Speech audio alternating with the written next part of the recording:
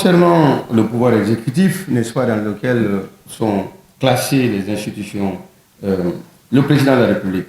Le président de la République est élu au scrutin majoritaire à 2 tours pour un mandat de 5 ans renouvelable une fois, ce qui est finalement une constante. Nul ne peut exercer plus de 2 mandats de président de la République de sa vie. Le candidat à l'élection présidentielle doit obéir à un ensemble de conditions substantielles. Conditions d'éligibilité aux fonctions de président de la République. Il convient d'abord d'être guinéen d'origine, né de parents dont un au moins est guinéen d'origine. Avoir sa résidence principale en République de Guinée, jouir de ses droits civils et politiques, être certifié en bonne santé physique et mentale par un collège multidisciplinaire des médecins assermentés institué par la Cour constitutionnelle, être âgé de 35 ans au moins et de 80 ans au plus, être présenté soit par un parti politique en conformité avec la Constitution et les lois, soit à titre de candidat indépendant remplissant les conditions de parrainage. Joindre une copie authentique de la déclaration écrite sur l'honneur de ses biens.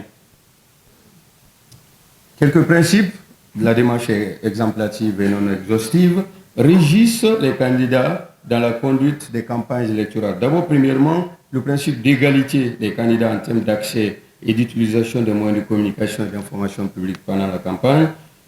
L'obligation des candidats à l'élection présidentielle de participer au débat obligatoire, donc radio-télévisé organisé au premier et au deuxième tour par la Commission de régulation de la communication et de l'audiovisuel.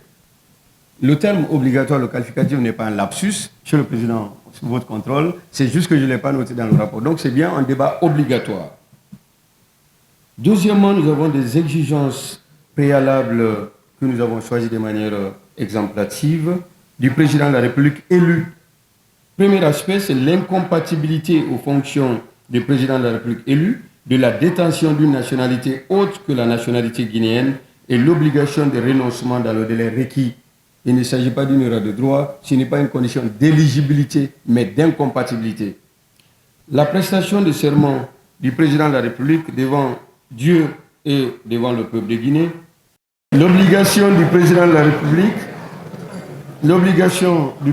République de déposer à la Cour constitutionnelle de la déclaration écrite sur l'honneur de ses biens au début et à la fin du mandat.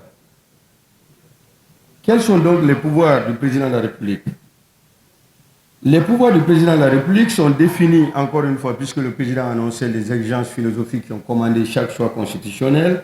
Les pouvoirs du président de la République sont définis avec le souci de l'équilibre entre la nécessité de lui accorder les moyens de gouverner et l'exigence de prévenir son hégémonie dans le fonctionnement des institutions.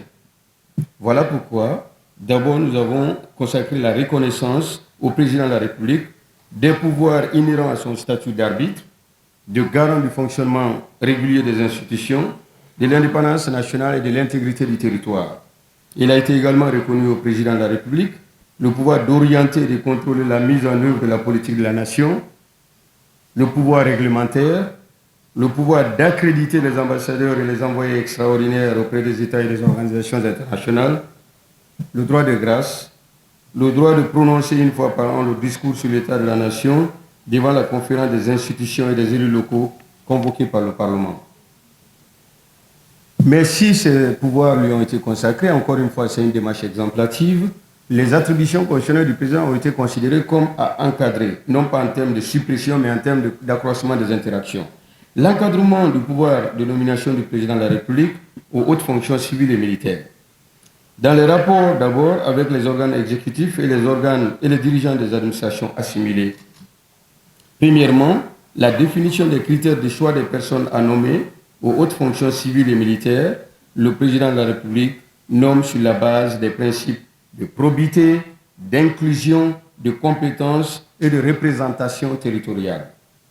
Deuxièmement, définition limitative dans une loi organique des hautes fonctions civiles et politiques auxquelles le président de la République nomme. Soumission de la nomination par le président de la République aux fonctions de Premier ministre et de membres du gouvernement à l'avis préalable du Sénat consécutif à une séance d'audition à huis clos des personnes proposées. Soumission de la nomination par le président de la République aux fonctions de gouverneur et de vice-gouverneur de la Banque centrale des directeurs de régie financière de l'État, des premiers responsables des corps de contrôle de l'État, à l'avis préalable du Sénat consécutif à une échéance d'audition à huis clos des personnes opposées. Dans les rapports avec les forces de défense et de sécurité, soumission de la nomination par le président de la République aux fonctions de chef d'état-major général des armées à l'avis préalable du Conseil supérieur de la défense nationale consécutif à une séance d'audition à huis clos de l'officier proposé. L'encadrement strict des conditions de recours au référendum législatif par le président de la République, exigence de l'avis favorable du Parlement réuni en Conseil de la Nation à la majorité des 2/3 de ses membres, le Conseil de la Nation étant la réunion effectivement des deux chambres du Parlement, exigence de recueil de l'avis préalable de la Cour constitutionnelle sur la conformité du projet ou de la proposition à la Constitution avant de convoquer les électeurs par décret, exigence d'une participation minimale de 50% des électeurs inscrits sur les listes électorales pour que le référendum soit pris en considération. Les 50% ne sont donc pas finalement des conditions de détermination de la légitimité du processus, mais de la validité du processus.